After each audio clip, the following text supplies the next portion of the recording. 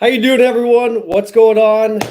It is the last episode of Coffee with Colin for this season, but don't fret. I'm going to be back for season 6 after a few weeks, but we've had an amazing season. Just want to say thank you to everyone who has shown up all season long to support us. And like every show, if you want to ask my guest some questions, all you got to do is jump on the chat here and just type in your comments. We would love to have you ask any questions that you may have for us.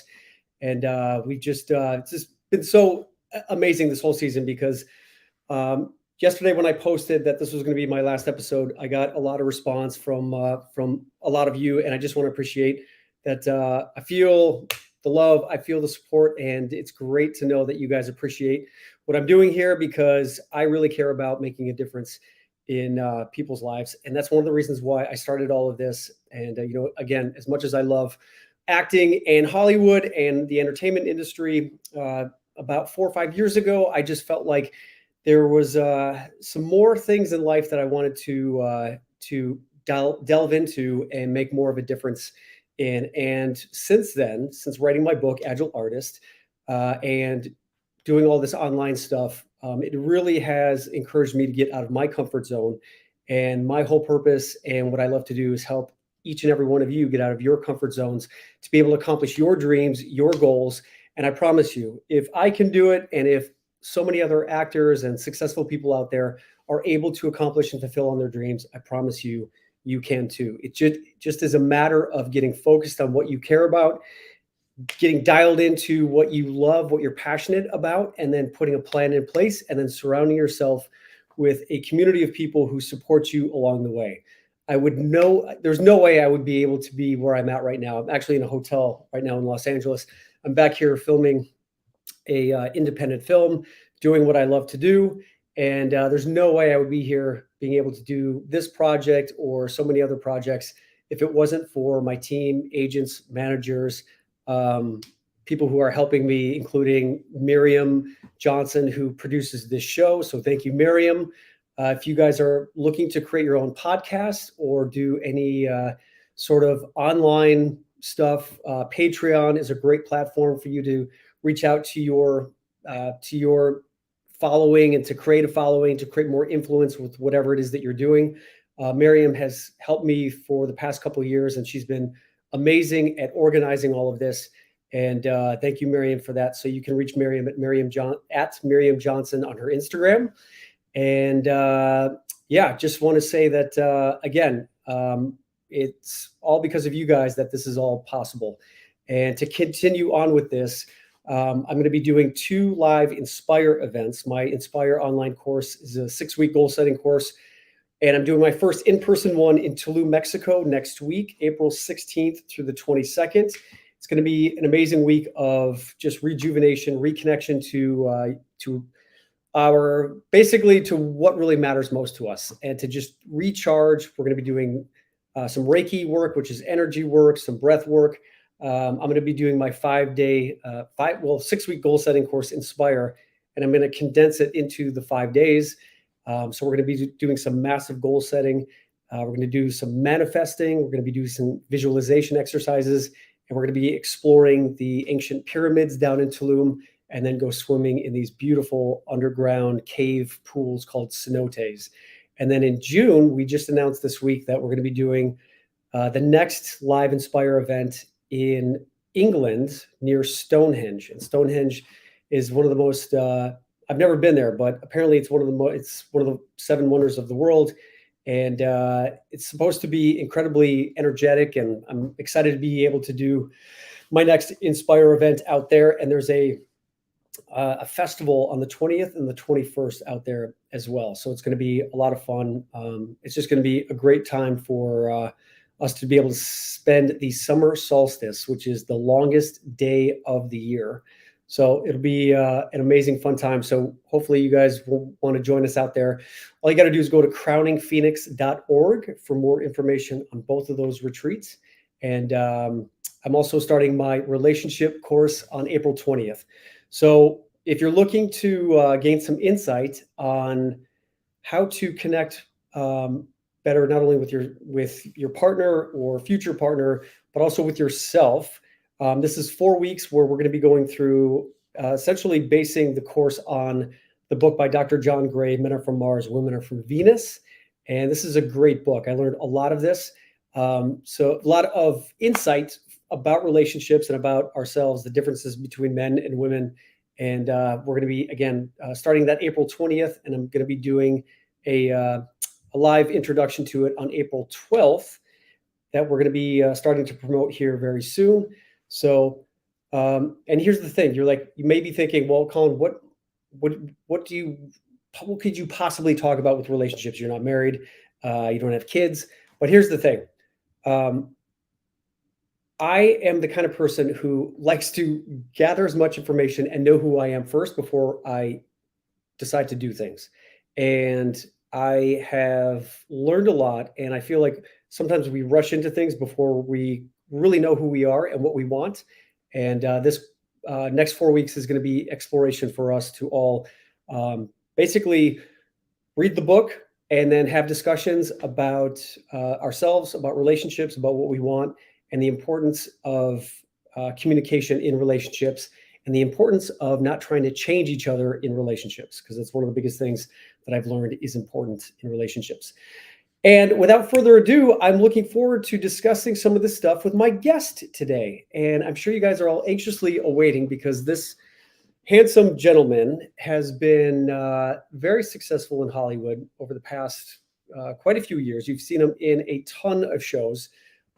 He's a really cool guy. I just had the opportunity to chat with him before I jumped on here. And he's got a few projects coming up this year that I want to talk to him about. But it seems like we have very similar paths. He started out as a model in New York City and then went to Milan, Italy. So I'm sure we have quite a few things to talk about and to share that are in common. But you have seen him on, of course, the show Desperate Housewives, which was absolutely one of the best shows on TV for a while. He's been on Dallas, Smallville. He was in the movie John Tucker Must Die, The Other End of the Line, God's Not Dead, Latin from Manhattan, which is, I believe, coming out this year. And he's won quite a few awards: Screen Actor Guild Award, Teen Choice Award, Soap Opera Digest Award. He started on the soap opera Passion. So again, we've got pretty similar career paths, me having started out on daytime as well. He is from California, and he spends quite a bit of time between California and Connecticut, which is where he is currently streaming from right now. And well, I guess without further ado, let's just bring him on the screen so we can see this handsome man's beautiful face and talk to him about what it took for him to create his success in his life. So, ladies and gentlemen, please help me welcome to the stage Mr. Jesse Metcalfe. What's up, Jesse? What's up, Colin? How are you? I'm great, man. Thanks Good for to see having you. me. Absolutely. Absolutely. So you're in Connecticut right now? I am, yeah. Yeah. I've been in Connecticut for coming up on a year now. Okay. Obviously been traveling here and there for work, back to California numerous times in the last year. But yeah, I've been using Connecticut as my home base. You know, post COVID, we've had a little more latitude as to, you know, where we can live, considering everything happens via Skype and Zoom, and you know, we're you know, taping auditions and still not a whole lot's happening in person, Right. in Hollywood. So yeah, I've been very much enjoying small town life here in Connecticut. Awesome. And it, as I mentioned on the introduction, it sounds like we've got a pretty similar career path. You It started does. doing Yeah, some modeling in Manhattan, then went to Europe. I know. I did. Yeah. You know, I went to a small prep school in Connecticut, here on Connecticut College campus. My parents wanted me to go there, so I had the opportunity to hopefully get into a better college. And I got into New York University, Tisch School of the Arts, you know, kind of by the skin of my teeth. This was the only college I applied to, so luckily I got in. And you know, I question the veracity of higher education these days, you know, specifically considering the cost. And we have all these young people kind of creating careers for themselves in their teens and early 20s, making millions, on all these different platforms, So I don't necessarily know how cost effective it is to spend $80,000 to $100,000 a year on college, but I did that. I spent a lot of money going to NYU. Took me a long time to pay off those loans, but I do believe that it put me in the right place for opportunity to strike. So I was doing some modeling in high school, and I continued to do that in college to sort of subsidize myself while I was at school. And I studied writing and directing at the Tisch School of the Arts, and I think that put me in the right place to discover my passion for acting. And then, my entire life basically took a left turn, and I ended up leaving NYU early, just a semester away from graduating, never went back and completed my degree, and, went off to Los Angeles to start my acting career, as you mentioned, on the zany daytime television show. Yes. Did 5 years on that show. It was a lot of fun, great training ground, for a small town guy from Connecticut, to be having that kind of opportunity, making that kind of money. I definitely enjoyed myself in my early 20s, and then I sort of rolled the dice and said, hey, if I can do this on daytime, maybe I can do it on prime time. So. Yeah. So growing up was because you decided to study writing and directing at NYU. Do you come from like a entertainment family, creative background family? Like, what made you think that? I came from a very blue collar family, but from a very early age, I was a creative. I don't know precisely where it comes from. I mean, my father was musically inclined, but I just loved the arts, from a very young age. I started painting and drawing when I was really young, and some of my work from my junior high school and high school was exhibited in some local museums in Connecticut. I also played the piano and sang when I was young. Also played the clarinet, also played the guitar a little bit. Yeah. And then when I got into high school, it was kind of like that stuff wasn't cool. Yeah. So I didn't really pursue. I mean, I still was in some art classes in high school and stuff like that, but I didn't do any theater in high school, which is strange. Everyone always asks me about that. I've never done any theater, but I didn't do any in high school, and I went to a performing arts, prep school. So, but I was just, I don't know. I just always gravitated to the arts as a way of expressing stuff. Was it because you didn't do theater because you just didn't want to be in front of audiences? Were you nervous? I just thought I was too cool. I don't know what the deal was. Yeah. The theater teacher was always encouraging me and trying to get me to audition for parts in her productions, and I just never did it. It might have been an insecurity thing. I mean, I definitely had an awkward stage in high school, where I didn't really know who I was, I did kind of care a lot about what other people thought. I mean, if I could go back to those days, like knowing what I know now,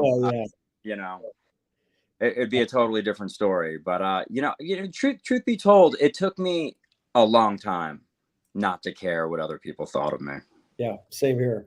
I remember I think it was like homecoming or prom, whatever, and there was like probably 10 of us that went to dinner at this restaurant, and I mean, I was like junior or something, and we go down, and we didn't really go to nice restaurants growing up, and so I didn't know what fork to use, and then when it came to order, there was like Salisbury steak. And I was like, okay, I'm going to order steak, and I get it.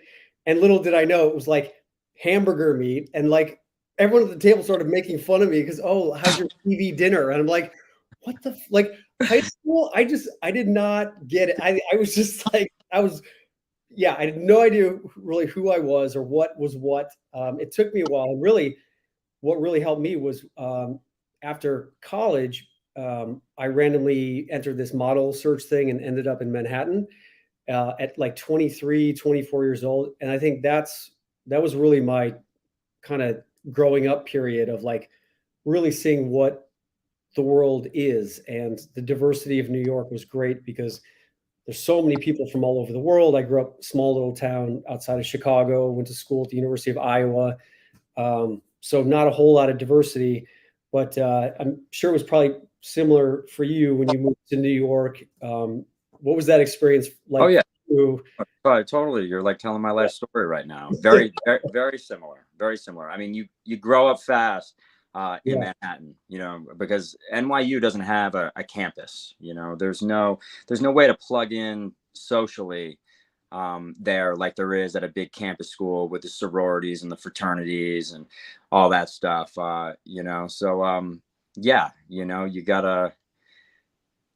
just gotta mature a little more quickly, you yeah, know. You're like on the streets of Manhattan. yeah. Um, but yeah, no, I also went to a model search back when I was in maybe my sophomore or junior year in high school. So yeah, I mean, we really do have incredibly similar paths. It's crazy. Yeah, yeah. Do you feel like your parents were instrumental in helping you navigate all of that? My mom has always been incredibly supportive. Um, but I was kind of a loner. You know, I had a lot of these experiences really on my own. I mean, yes, I was supported in the decision making process to take some of these opportunities and do some of these things, and you know, Mhm. go to Milan. You know, the winter of my freshman year in college, and you know, Yeah, but I was doing all these things by myself, so I was always a pretty independent guy. yeah, Um, but yeah, yeah. I mean, you know, I do have a mother that you know, always believed in me, always told me to believe in myself. So you know, yeah, I'm lucky to have her. You know. yeah. Me too. Me too. And then from college, when you got the audition for Passions and you ended up leaving school to go out to LA, at that point, did you think, okay, so I'm on this show now, I'm living in Los Angeles, making decent money. You said maybe there's an opportunity to actually do this as a career. Yeah, yeah. I mean, I think I was definitely invested in doing being an actor as my career. Um, but I think one big leap of faith that I took was after 5 years of very steady work and success on daytime, I Mhm. left without, you know, another job. You know, I decided I was going to leave. I was gonna do pilot season for the first time in my acting career, and you know, I got through the entire pilot season and I hadn't booked anything yet. You know, I had interest from. I had an opportunity to test for the show Veronica Mars. Okay. And I had an opportunity to test for Desperate Housewives for the role of John Rowland, the sexy shirtless gardener, which Mhm. was a recast. Oh, Um, and I couldn't test for both. I don't know what the scenario was, but it was like maybe it was Desperate Housewives that was like, we won't test him if he's testing for another show. So I chose that show. But I had no idea that it was going to be as successful as it was, because to me, it just seemed like an extension of what I was already doing. You know, it seemed like, okay, now I'm in prime time doing the same thing I was doing for the last 5 years. yeah. Little did I know that the show was going to, you know, be such a big hit and, you know, kind of be part of the, you know, entertainment zeitgeist. And that was you know, that was the show that really broke me. It made me a household name, and a lot of opportunities came after that. And was that something that you were able to handle? Because I mean, I'm sure it all came pretty No, quick, right? no, it wasn't Yeah, something I was able to handle. yeah. So, I like, handled it. and managers, I'm still here. yeah, I'm right. still, Because the same with me. I just a lot of it happened pretty quickly, yeah. and as much as I like my agent and my manager at the time, I don't feel like they really talked to me about, okay, this is what might happen. So just know that, like, psychologically, be prepared for this, and it's kind of weird how they don't really talk about that stuff, right? I couldn't agree with you more. And I'm not one to complain. You know what I mean, or be a victim. Right, That's just not my style at all. right, But right. I was with incredible reps. I mean, I was with Yeah, top. I was with top company. The yeah, top yeah. companies. And yeah, I mean, it's funny how they expect you to know what you're doing. Yes. And Act to like you're 40 when you're 25. yeah, yeah. And considering that I didn't really have a male mentor in my life, I was floundering. I didn't really know what I was doing out in Hollywood, or Yeah, how to interact with people in a professional manner, how to carry myself. I mean, right. I didn't know what I was doing. Yeah. You're going to the GQ party, and I'm like, okay, Yeah, do I talk to people? yeah. Do I like what do It I was overwhelming at times too. Yeah, like Definitely. I mean, now yeah, I walk into these events and like I'm not phased, but right, it took a long time to right. get to that point. I mean, I was like a deer in headlights coming to a lot of these big events. Yeah. Yeah, same, same. So did you have acting teachers that helped you along? Who would you say was one of your most helpful mentors through that time period? Well, my greatest acting teacher and mentor is Ivana Chubbuck. Mm. Um, she taught me everything I know about acting. I studied But with the problem with having a female mentor is for some reason, and this is not a misogynist thing, or Mhm. it's just men. I feel like young men need to look up to other men. It's just the female experience and the male experience. They're just a little bit different. Yeah, But from an acting perspective, I couldn't have asked for a better teacher. I mean, she took me from someone who was just saying words on a page to someone who could create a character and imbue that character with emotion, and mm, you know tell an emotional story and take people on that journey.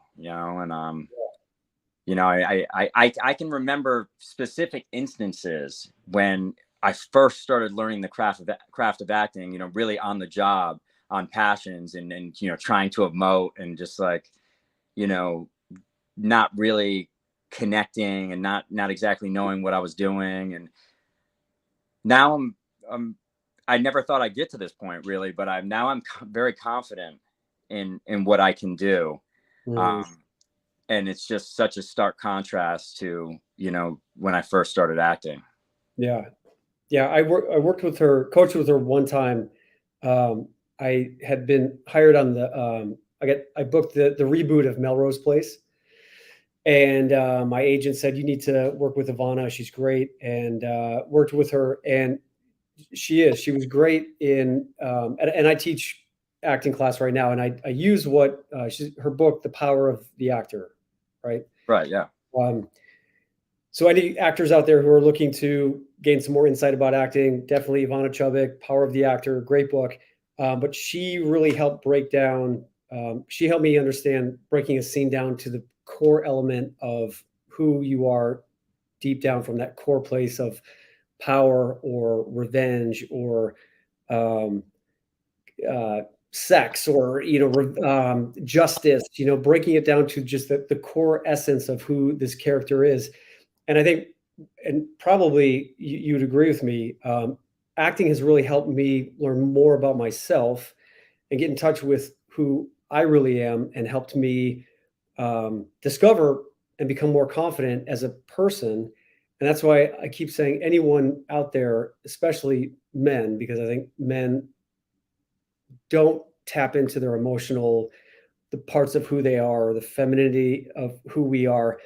And it's been, I've had mostly female acting teachers in my career, and they've really helped me tap into more like, uh, like encouraging me and supporting me in being vulnerable and being authentic. And then the male acting teachers that I've had, I'll agree with you. They have pushed me to become step more into my masculinity, because I think some men are afraid to really step into their masculinity because, you know, in society now, um, I think it's really confusing for men because we're expected to still, you know, be men, but now that women are uh, stepping into these roles that have traditionally been done by men, like being CEOs of companies. And, you know, it's amazing that women are now stepping into having these kinds of roles. But I think in some ways, it's made men kind of confused on what our role is and do women really need us anymore? And so this is something that I feel like as a man acting has really helped me explore those parts of myself. And I guess my question to you is, do you feel like acting has helped you become um, more of a well-rounded human being to be able to just be more authentic and be yourself around people? Colin, I think that's so incredible and so right on what you just said. But yeah, acting for me has always been a cathartic experience. You know, Mhm. I put so much of myself and my personal experiences into my work and into my roles. Um, you know, I think that using a lot of darker personal experiences, if you're playing, you know, a darker character, can take you to a darker place and can be a little dangerous at times, you know, if you're too method. And, you know, speaking of what's acceptable in today's society or what's Right. acceptable in today's entertainment industry, I think we've seen a lot of people treat method actors with a little bit of reproach. You know, people want to have a very light set these days, you know, and it's And explain to people out there who may not understand what a a method actor. method actor is. Yeah. Yeah, I mean, sure. I mean, it's an actor that uses, you know, real personal experiences to work themselves up into an emotional place, you know, and portray, you know, uncomfortable and oftentimes difficult emotions. You know, I found the story of Jeremy Strong in Secession very interesting, because I'm a big fan of the show, and I'm a big fan of everyone's work on the show. But you know, everyone gets there differently. You know, people, different actors use different tools and different methods, and Mhm. you know, I found it interesting that some of this actor's co-stars, you know, were uncomfortable with his methods. Maybe Really? they felt like that he was stressing himself out too much, or you know, maybe bringing too much of a negative energy to set, or isolating himself from his co-stars and not yucking it up Yeah. between takes.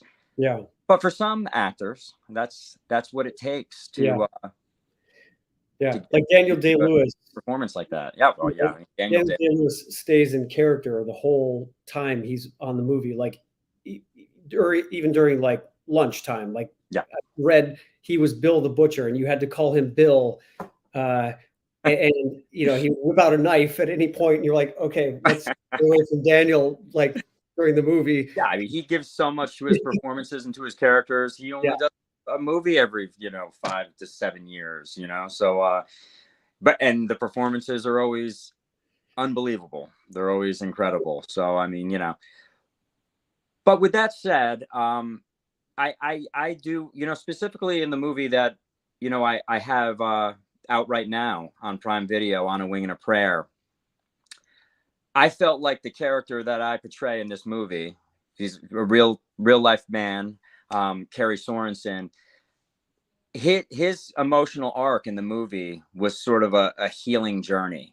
And I felt like I was able to go on my own personal healing journey playing that part. So, I know I mentioned the darker side of what we do, but there's also an incredibly, healing, inspiring, uplifting aspect to what we do. Yeah. And, when you're that engaged with your characters and your performances, it does bring a lot of meaning and a lot of insight and clarity to your own life. Definitely. So On a Wing and a Prayer, it's streaming now on Amazon Prime Video. Yep, Prime Video. Yeah. Okay. And tell us you kind of touched on it, but tell us like the overall premise. And yeah, sure. It's based on a true story. It happened in the early 2000s about a man named Doug White and his family that were coming back from his brother's funeral in Florida, back to where they live in Louisiana. They were on sort of a bigger private plane, and a few minutes into the flight, the pilot dies of a heart attack. Doug White himself had gone on his very first flying lesson, so he had very little flight experience. This is a really complicated plane. He had to land this complicated aircraft in terrible conditions, and everyone in the control tower, no one really knew much about this aircraft, so they had to defer to this man named Kerry Sorensen ironically from Danbury, Connecticut, to talk Doug White down and help him save himself and his family. So it's a riveting, inspirational, true story, and I love the character that I play.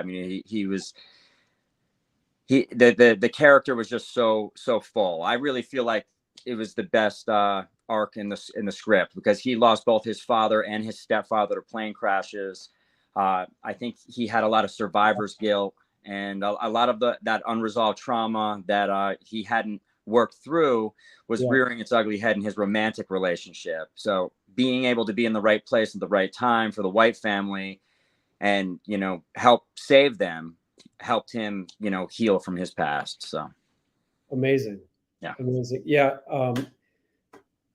I think sometimes we feel like we're going to have time to reconcile with maybe our parents or friends or brothers or sisters who maybe we have had disagreements with, and then before you know it, they're gone. And that can be a very heavy, guilty load to carry, knowing that you had the opportunity to clean it up and you didn't. Yeah. And, hit the nail right on the head with that. Absolutely. Yeah. Have you had that kind of experience where you've maybe had a disagreement or felt like you were like, I'll get to it some other time, and then it? Oh yeah. Yeah. Definitely. Several. Yeah. Several. This role came at the right time for me. I often find that, when I'm dealing with different struggles in my personal life and the perfect role comes along, you're able to give an inspired performance. I'm getting a lot of praise, for this performance, and it's like it was easy for me, because I was almost in the same headspace as the character. Yeah. So it's like, I didn't really know what to expect. After finishing this movie, we were all kind of acting in a vacuum. I hadn't even met Dennis Quaid or Heather Graham until last week, because we were all shooting on different sets. Oh, wow. And on completely opposite schedules, all really acting in a vacuum. So I didn't know how the chemistry, between Dennis Quaid's character, Doug White, and my character, Kerry Sorensen, would be on screen. That's a testament to the editors and our producers and our great director, Sean McNamara. You may have worked with Sean McNamara before. I don't know. Yeah, it's familiar. But he's a great guy, very talented director. And I mean, I was certainly pleased with the finished product, but I was just kind of in this one set, my character's garage, working out my relationship issues with this other actor, Anna Anger Rich, who plays my character's girlfriend. And it was just the perfect role at the perfect time. I mean, I was going through a very similar emotional journey as the character, so it worked. Yeah, and I was going to ask you who else was in the movie. So Dennis Quaid and Heather Graham. So Yes. they play. So Dennis plays Doug White. Doug White, who's flying the airplane. Yeah. And Heather Graham is his wife. So they're in the plane. And this is the thing that I think a lot of people don't necessarily realize, that in movies like this, a lot of the time, like I've done movies with Bruce Willis and other people, but I've never actually been in the actual scenes with them. It's like, oh, what was it like working with Bruce Willis? I was like, well, we weren't actually in the same physical space, but he was great. Like so when you were doing these scenes, was the script supervisor reading the dialogue that Dennis was saying off set? Yes. The script supervisor or the second AD. I mean, and obviously, how challenging that can be. You have to do that much more emotional preparation because you're not getting anything back, so you just have to kind of manufacture the intensity, the emotion, the life or death stakes of because you don't know how Dennis is really saying it when he's doing his side of it. So that's really, really tricky. So yeah, I'm excited to see this movie. Awesome. What would you say up to this point in your career has been your favorite project that you've done? To be honest with you, I'd like to believe that the best of my career is ahead of me.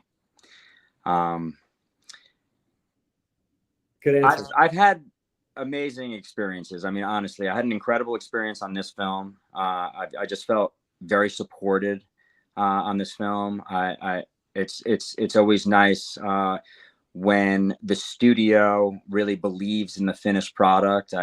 It's been a while since I've had a studio behind a film like this. And I believe it's gonna do really well for Prime Video and have mass appeal. I have a great time on everything I do. I mean, there's always challenges, but the challenges don't really make or break the experience for me. Just because I love what I do so much. This other movie that I have coming out later this year, The Latin from Manhattan, was just an incredible acting experience for me. Again, it felt like a bigger movie than it was, just because of the level of creative talent that was like behind this movie. The director and writer of the movie, Thomas Mignoni. I've never really had a director believe in me and encourage me on the level that he did. And I mean, for all the directors out there, I mean, it's just, you want to get the best out of your actors, fill them with belief and positivity, because I mean, it's like, I don't know, nothing kills the vibe more than disagreeing, on things, I mean, and there will be a certain level of that, but I mean, when there's a synergy, between yourself and your director, I just feel like there's nothing you can't do, and when you have that, it just really fuels you. Yeah, definitely. And I think that goes for really any relationship.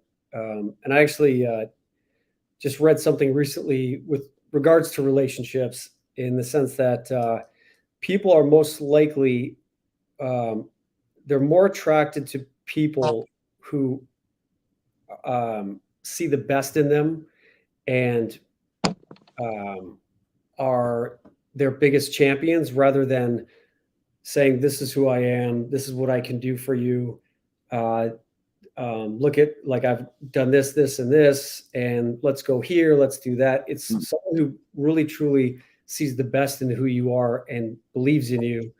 And I agree with you. I think those have been the best directors. I'm very intrigued with what you're saying and what you're talking about right now. I saw something on Instagram recently about Errol Flynn.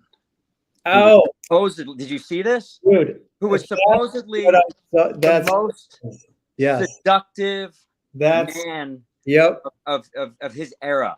That's what it was. And they said that the reason why he was so seductive was because he was so open and non-judgmental. Right. And when I heard that, I was just like, wow. So true. Exactly. Yes. Exactly. It's almost like you may think you know this person, and you heard this, and this, but it's like, that is poison, to a relationship. You have to come to every new relationship, meeting someone for the first time, with an open mind and an open heart, and be non-judgmental. Yeah. I think the best directors are the ones that, like Luke Greenfield, when I did this movie, Something Borrowed, with Kate Hudson, it was my first big, A-list project. I was, nervous as hell. Like a few days before shooting, felt like I had a 1,000-pound brick on my chest. And I'm like trying to do yoga. I'm trying to, like, what is going on here? I'm just like, I feel like I'm literally just going to melt down on my first day on set. And Luke just, he was like, "Hey man, how you doing?" Kept checking in with me. And he was like, "No, how are you really doing?" And I'm like, I'm like terrified. So he's like, "Well, come on, let's just go work on it." And, we worked on the script together. And then he said, he just kept asking me, like, "So, you tell me whatever you need." And I said, "Well, listen, I like to be challenged. So anytime if you feel like I'm just not there, or if, like, if something's missing, I do like to be challenged." And the first day on set, we were shooting in New York City in this small little bar. And he's like, we were inside and they were all setting up. And, I'm just kind of off to the corner. And I'm sure Luke could tell that I was probably looked like I was going to throw up. And so he's like, "Hey, Colin, come outside." So he brought me outside and he's like, "Drop and give me 20. And I'm like, "What?" He's like, "Drop and give me 20 right now." I'm like, "Oh, all right." So I go down, start doing push-ups on the sidewalk in New York City. And he was like, he was giving me what I needed at the moment. And I jumped back up and he's like, "You got this." I was like, "Fuck yeah, I got this." So it's like, that's amazing. I love it. And sometimes that's all it really takes, is someone to just, who understands who you are and what you need, whether that's a director or, a romantic relationship, work relationship, whatever it is. I think it's so important that you get to know each other. Because especially in Hollywood, so many people are, I meet, they tend to toot their own horn, and, it's not easy to really get to know people out here. Right. But they're not leading with vulnerability. That's for sure. Yeah. But speaking about vulnerability, singing is something where you've got to be very vulnerable and very open to do. A lot of people keep talking about, and I'm not sure if you're seeing on the comments here, but a lot of people are asking about your singing career and how you got into it. Do you have any albums coming out? Music? Wow. I wouldn't say I have a singing career. Okay. It's something that it's just kind of always been a hobby. I've had aspirations, but I guess I've kind of never really followed through on it. I followed through on creating some music for the show I did for the Hallmark Channel called Chesapeake Shores, which I found incredibly gratifying and fun. But I don't know. Sometimes it's tough to multitask. Yeah. Sometimes it's tough to do multiple things at the same time and do them well. Yeah. But yes, I do definitely have a passion for, playing music. Zulema Avis says, "Would you ever consider releasing country music? Loved your music from Chesapeake Shores." I have considered it, and I certainly will continue to consider it. Yeah, it's something I should do. I mean, look, maybe I need you as like a life coach to like set these goals and then like follow through. And do it. Yeah, we should definitely talk. But in terms of what you've gained in as far as your insight and knowledge over your probably couple decades now career, what advice or insight would you give your younger self, or maybe kids out there who are looking to get into the entertainment industry, or parents who have kids who are wanting to get into the industry? I know it's kind of changed since we started with all of this online stuff. It's not as in person as it used to be. Do you have any advice for anyone out there who's thinking about wanting to get into it? And I think, like you mentioned previously, I think success in any arena is really about how well you work with others, and your relationships with people. I mean, our industry in particular is a very collaborative art form, so I think it's important. To work well with others, and I'd say to get up to nail down on that a little bit more. I think a lot of people, including myself, have suffered from perfectionism, and I think that can be very toxic. Yeah. Not only to yourself but to others. So I think that's something to really keep an eye on and to work through, to understand, where that's coming from.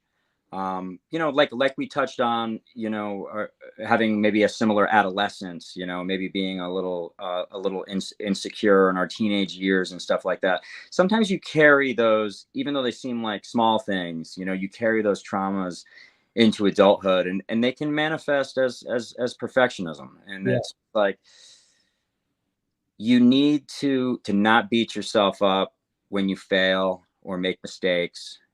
And as an extension of that, and not make life difficult for the other people around you, if you feel like things are not good enough.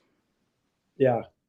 I think I definitely grew up with that perfectionistic ideal, and I just remember my first acting class. My acting teacher would just stop. What are you doing? I'm like, I'm doing the same. She's like, no, you're not.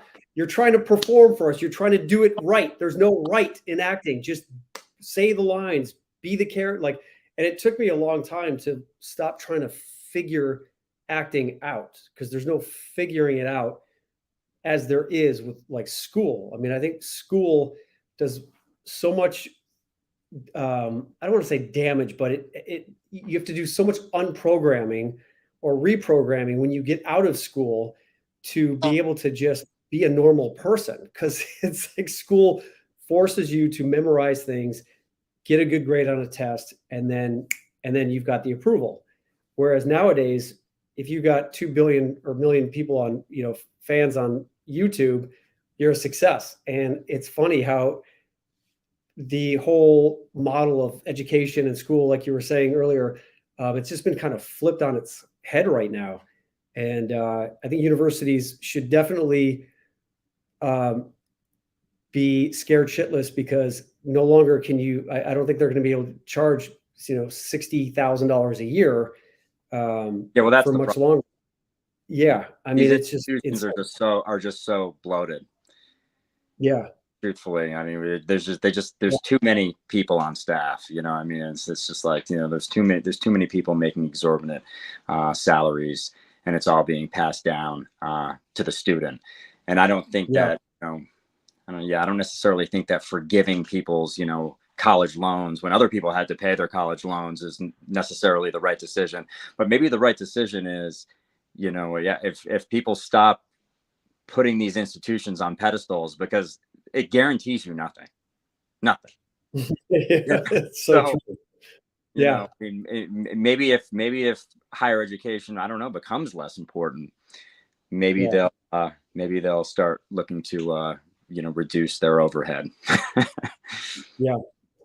What would you say is a common misconception that people who are not in the entertainment industry maybe think about what it's like being an actor in the industry, that you're... Oh, I mean, I think the most common misconception, there's probably two. The one being that every actor is a multimillionaire. Yes. I mean, there are a lot of people, the majority of people, 90%, over 90% of people struggling in this industry, just like any other industry.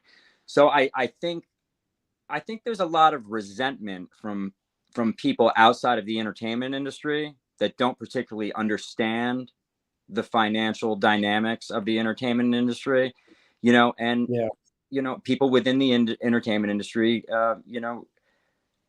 almost get criticized a lot by other people in other careers that may be struggling to make ends meet. There's plenty of people within an industry having the exact same experience. And economically, things seem to only be getting more difficult in this country.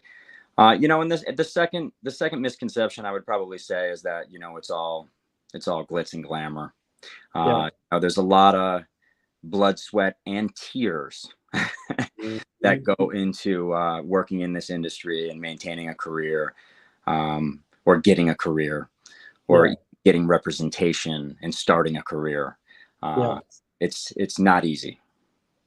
No, definitely not. And that's why you got to love what you do, because anything in life is not easy, and you're going to get knocked down in anything you do. You might as well get knocked down doing something you love, because it's that passion for what you do that makes you get back up and be like, all right, I didn't get that one. Today's a new day. And like, I've been to that brink, Jesse, where I'm like, fuck this. I'm done. I'm going back to Chicago. This is not worth it. I am out. For me. The next day I wake up, I'm like, oh, I got another audition. Okay. Oh, yeah. All right. I think I could do this. It's like, oh man, it is. Yeah, it's crazy. For sure. Yeah. Well, thank you so much for your time, Jesse. Of course. Really appreciate it. And we're now at the part of our show where I'd love to ask you your favorite 6 films. And favorite 6 films? Favorite 6 films. And that's tough. This is challenging. So this part of the show is brought to us by Picticular. Have you heard of Picticular? I have not. No. So Picticular is a movie curating app. It's as if IMDb and Instagram had a baby. Okay. So it's a social media sharing platform where you can check out movies. And I'm sure a lot of people ask, like, hey, Jesse, where can I watch your movie? And a lot of the times after movies come out, it's either on Netflix or it's on Amazon. You don't really know where people can watch our projects. So with Picticular, you can just go to the app, type in an actor's name. It'll show all of our projects, and then you tap on it, and then it'll list Netflix or Apple TV, whatever. So you can just tap on it, and it goes right to the platform to be able to watch it. Oh, well, that sounds really cool, really handy. Yeah, and you can swipe left or right, and it curates movies based on your swiping pattern. So it's kind of like a Tinder swipe left or right for. That sounds fun.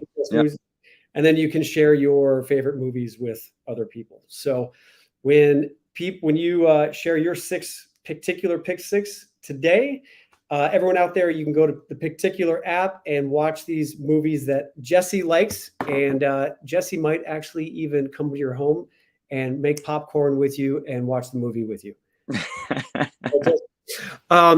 Totally kidding. So Jesse, the first question on the Picticular pick 6 is, what is your favorite movie of all time? My favorite movie of all time is Pulp Fiction. And I think that's a pretty common favorite movie, specifically for people from my generation. But that was the first movie that got me thinking about film in a critical way and got me interested in storytelling and wanting to be a part of the entertainment industry. Quentin Tarantino, definitely a maverick in the industry, and apparently he's got his last movie coming out. He's working. Supposedly it's his last movie. Supposedly. Yeah. Supposedly. Yeah. Yeah. Great movie. Second question is, what was your favorite movie growing up as a kid? My favorite movie growing up as a kid was The Breakfast Club. I was a big John Hughes fan. Yeah.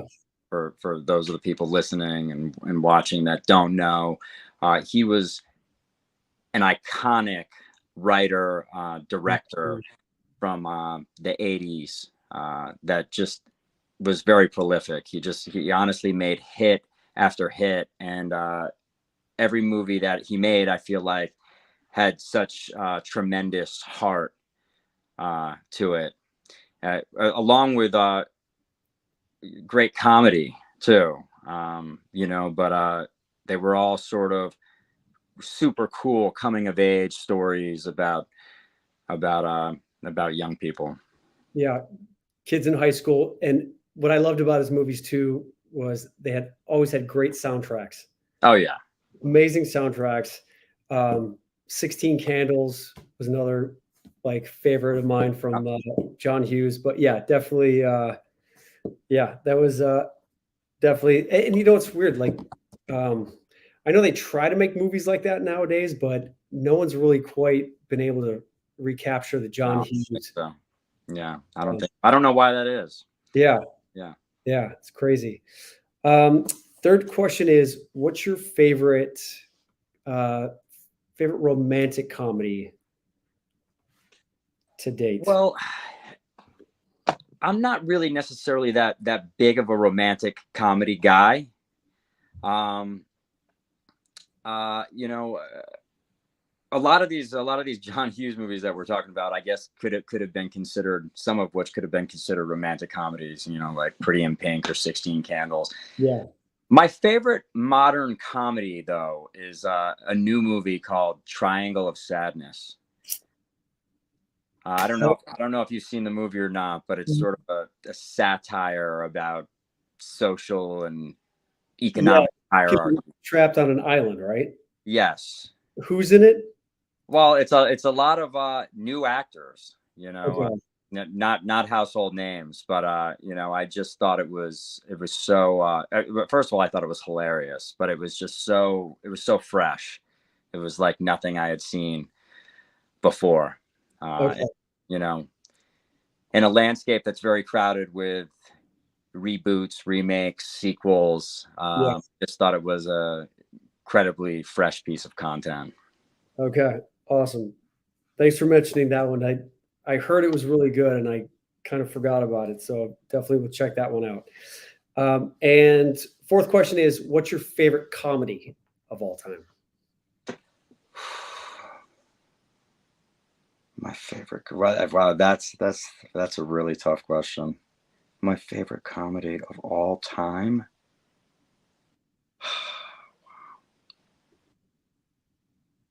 Gosh, I don't know. I used to be pretty obsessed with Step Brothers. I just thought there was so many great one-liners in that movie and it's so quotable. So many lines. Yeah. Are we best friends now? Yeah. Yes. I mean, that was just such an incredible combination, wasn't it? Will Ferrell and John Reilly. Yeah, they killed it. Yeah, Will Ferrell can do no wrong. Seriously. And who is your favorite actor or male character in a movie? You know, I kind of been thinking about this a lot lately for some reason. And if I could have a career like anyone, I would like to have a career like Matt Dillon. Really? I thought that Matt Dillon, in the prime of his career, and obviously he still, you know, gets work and does incredible work. But he just made, to me, so many iconic movies, you know, like Rumblefish, Drugstore Cowboy, The Big Town, which is like a gambling movie about a kid who was in Chicago who was like really good at throwing dice. Just he got so many super cool roles, and if you go back into the Matt Dillon canon, Okay. I promise you will be very impressed. His performances are pretty incredible. Yeah, good choice, man. Good choice. And it's weird how someone who is talented as that, I mean, where has he been?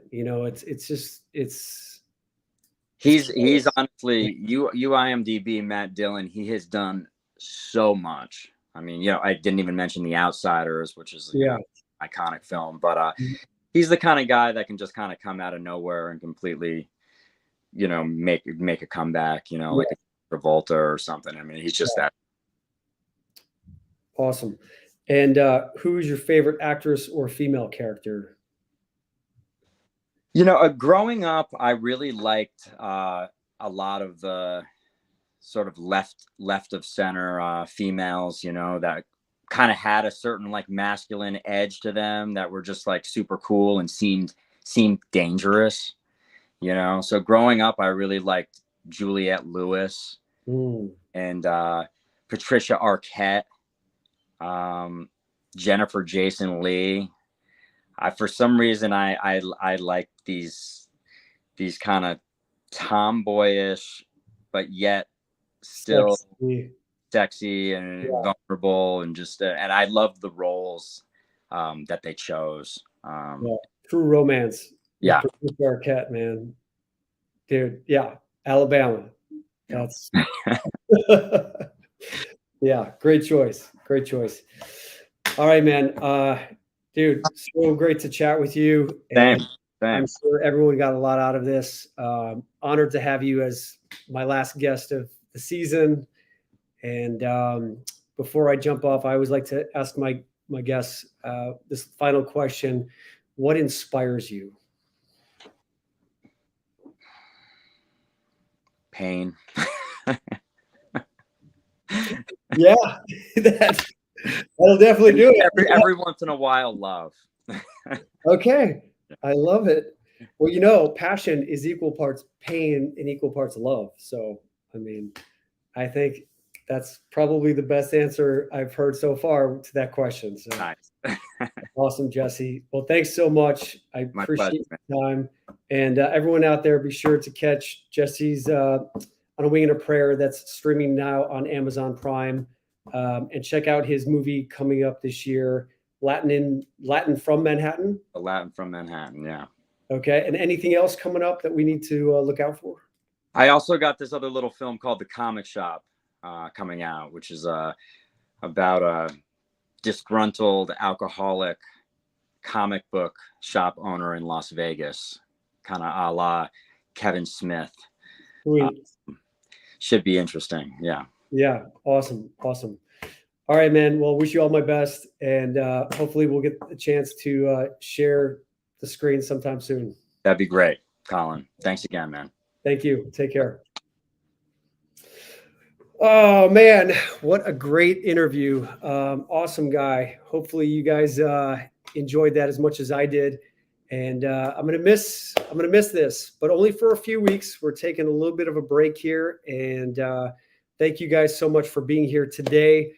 Jesse had a lot of really great things to say, and yeah, I really loved what he said about just giving up perfectionism. I think that's something that we all deal with, and as we were talking about with school is definitely something where you've got to be perfect in order to get the good grades to get into that next level, and it takes quite a while to do some of that unprogramming for you to just be able to connect and know that you are okay and amazing just the way you are.